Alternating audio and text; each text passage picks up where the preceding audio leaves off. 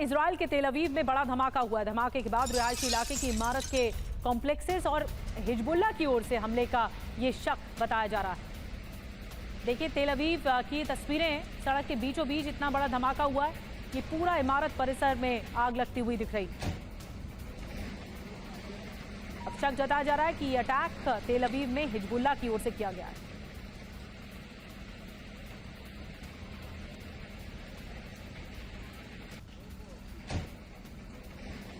ब्रजेश कुमार जी, जिस तरह से ये अटैक हो रहे हैं, देखिए तेल अवीव एक बड़ा शहर है, एक बड़ा ऐसा इलाका जहां से बहुत बिजनेस होता है इजराइल का। वहां पर अगर इस तरह की आगजनी की घटना होती है, आपको लगता है ये हिजबुल्लाह का ही काम है या फिर अंदरूनी पॉलिटिक्स भी इस वक्त इजराइल पे बहुत हो रही है जो कि इजराइल को दहला रही है? क्या आपका मानना है? देखिए, इजराइल के अंदर किस तरह की भी पॉलिटिक्स हो, जहां तक नेशन की बात है, they are one and solid, उसमें कोई दो राय नहीं है। उनकी जो विचारधारा है अपने देश के प्रति, उनकी जो अपनी सोच है, वो बहुत ही अव्वल कोटि की। तो ये तो नहीं मानने को, मुझे नहीं ऐसा लगता है कि वो उनके लोग द्वारा किया जा रहा है। अनलेस कि कोई आप डिस्क्लोजर करना कोई डिसेप्शन प्लान करना चाहते हैं, कोई छोटी मोटी चीज़ें करना चाहते हैं, वो अलग बात है। तो ये जो उसके ऊपर वर्षा हो रही है, बम की वर्षा हो रही है, या जो थोड़े बहुत ही फेंके जा रहे हैं, वो स्वाभाविक है, वो हिजबुल्लाह के द्वारा। हमस में तो वो ताकत रह नहीं गई है, क्योंकि उनको तो घेर लिया गया है। अमेरिकन बेड़ा जो है पूरी मेडिटेरेनियन में है, उनको पूरी तरह सेक्लूड कर दिया गया है, आइसोलेट कर दिया है।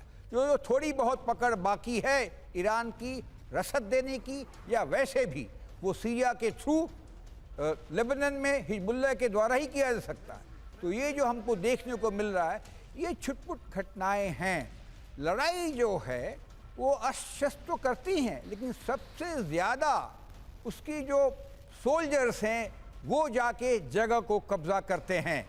और ये सब जो देश हैं आबादी के हिसाब से बहुत ही छोटे हैं जी। इजरायली की बात करें तो करीब 97-98 हज़ार, 1 लाख के करीब लोग रहते हैं। हमस तो और भी छोटा है, हिजबुल्लाह की संख्या और भी कम है।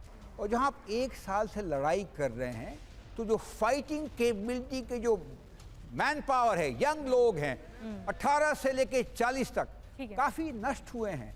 तो धीरे धीरे इनकी जो एक्चुअली जो फाइटिंग कैपेबिलिटीज भी वो डिमिनिश होती जा रही है, वो डिमिनिश होगी। आप बड़ी बात कह रहे हैं, लेकिन बार पलटवार हो रहा है सर। एक बड़ी खबर ये है कि बेरूत के दाहिया में भीषण हमले हुए हैं। बेरूत के दाहिया में हिजबुल्लाह हेडक्वार्टर पर बारूदी प्रहार हुआ है। खुफिया यूनिट को यहां पर निशाना बनाया गया है। आईडीएफ ने हथियार गोदाम पर भी हमला किया है।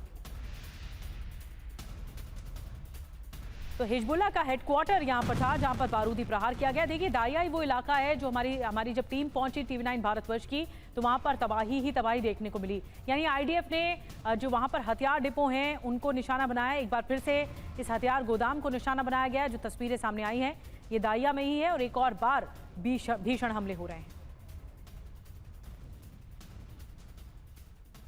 एक और बड़ी खबर, गाजा में इजराइल की विध्वंसक एयर स्ट्राइक हुई है।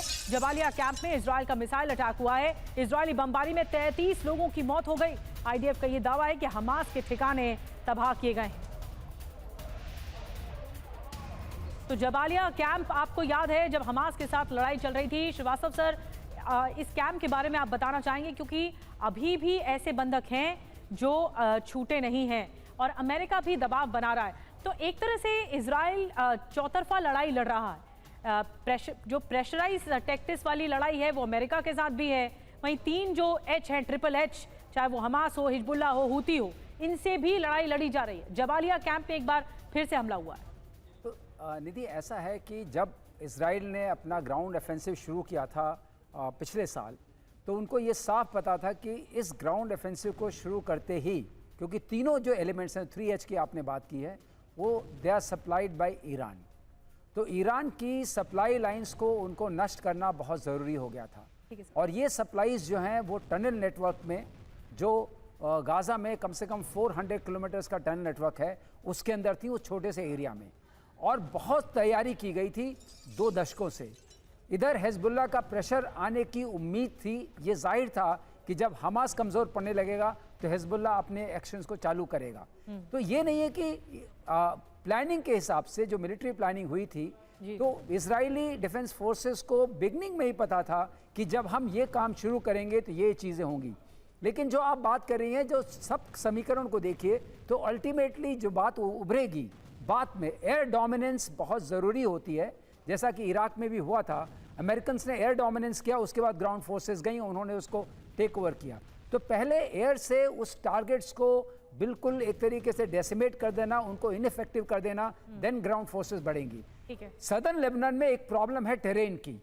टेरेन की प्रॉब्लम बहुत ज़बरदस्त है। वहाँ पर ग्राउंड फोर्सेस को ओपन में भेजना, because you are entrenched, the other side is well entrenched, and उसमें अटैक जो होगा उसमें बहुत नुकसान हो सकता और है, लोगों का नुकसान जान-माल सर का। सबसे ज्यादा होगा।